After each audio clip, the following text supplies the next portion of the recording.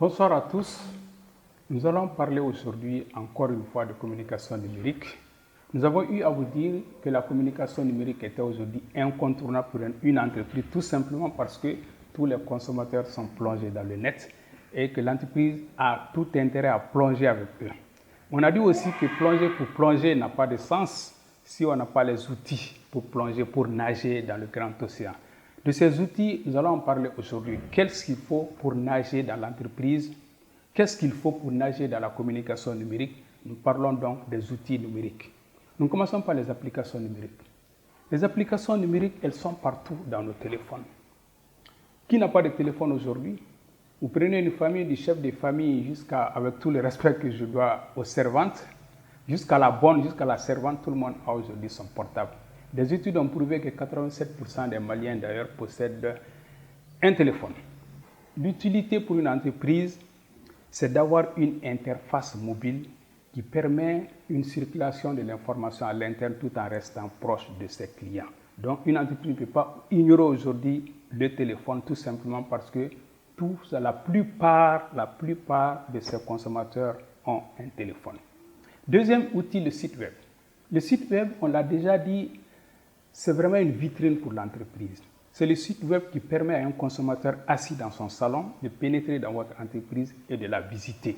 Donc, il doit être vraiment bien présenté. Un site bien présenté, on le compare à la devanture d'un magasin très propre, bien éclairé, contrairement à un autre qui est à côté, qui a une devanture sale, mal éclairée. Il est évident que le premier magasin va attirer beaucoup plus la clientèle. C'est ça l'important d'un site. Un site web doit être bien présenté et très bien alimenté. Troisième outil, la newsletter. Ça, c'est le mot anglais. En français, c'est infolettre. C'est un courrier électronique qui est destiné à une clientèle choisie, qui s'abonne d'ailleurs pour ça. Donc, qui envoie des informations régulièrement, des informations courantes, des renseignements pratiques, non seulement sur l'entreprise, mais sur l'ensemble du secteur d'activité de l'entreprise.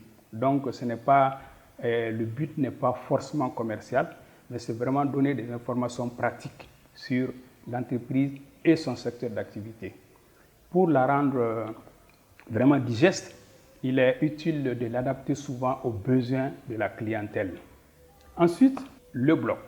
Le blog, c'est un site qui envoie aussi régulièrement l'information, mais qui est un peu plus technique, un peu plus professionnel, parce que justement, c'est destiné à un public en quête d'expertise.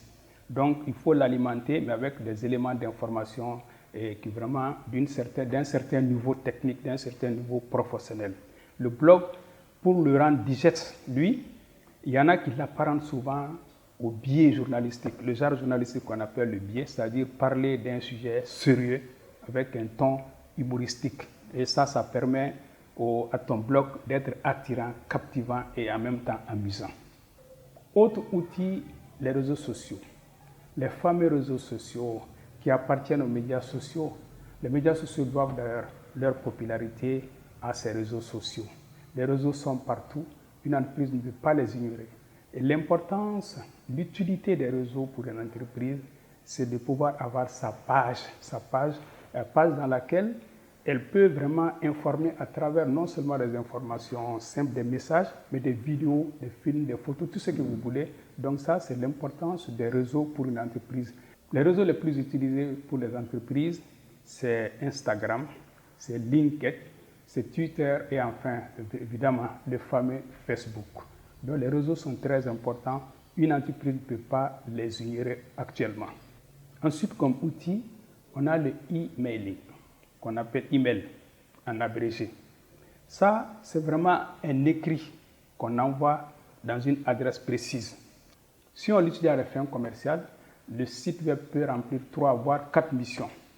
Assurer la promotion du produit ou de l'entreprise elle-même, attirer en les séduisant des prospects, fidéliser en les rassurant des clients.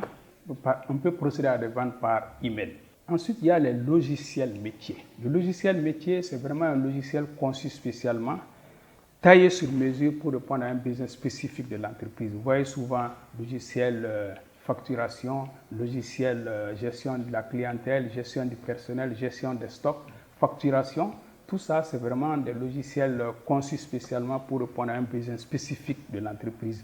Là-dessus, il faut dire qu'il y a un logiciel spécial qui est très important pour un chargé de communication, le CRM, le Customer Relationship Management, qui est très important pour un type de marketing que nous allons voir après, le marketing one-to-one. Voici donc à peu près les outils les plus importants en matière de communication numérique que tout chargé de communication doit pouvoir maîtriser et utiliser à bon escient.